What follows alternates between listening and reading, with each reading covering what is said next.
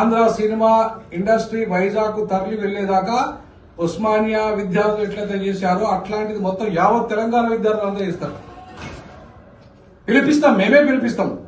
ఓ professor గా తెలంగాణ ఉద్యమకారునిగా మేమే పిలిపిస్తాం. మీరు వైజాగ్ మీ మొత్తం తట్టాబుట్ట చదువుకొని ఇప్పుడు సంక్రాంతి రాబోతున్నారు.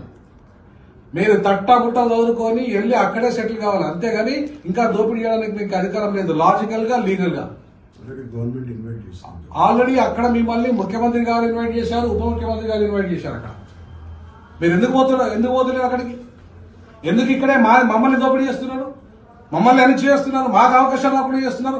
అయినా 10 ఏళ్లే కదా ఉమ్మడి రాజధాని 10 ఏళ్ళు అయిపోయింది కదా. 10 ఏళ్ల తర్వాత మీకు ఏం హక్కు ఉంది ఇక్కడ?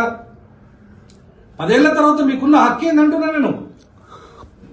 మీకు ఎలాంటి హక్కు లేకపోయినా ఇక్కడ మా అనే పేరు మీద, అంటే ఇవాళ తెలుగు అనే పదం పేరు మీద, తెలుగు అవసరం లేదు మాకు తెలంగాణే కావాలి.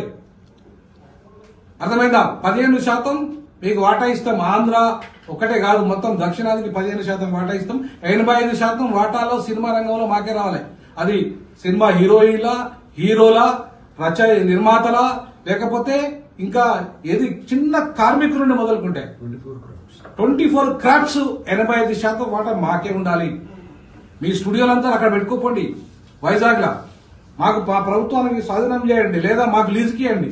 మా తెలంగాణ డైరెక్టర్లకు లీజుకి ఇవ్వండి, మా మ్యూజిషియన్స్ లీజుకి ఇవ్వండి, మా తెలంగాణ సినిమా హీరోలకు లీజుకి ఇవ్వండి. ఇవాళ రేవంత్ రెడ్డి గారు మిమ్మల్ని మేము రిక్వెస్ట్ చేస్తాం.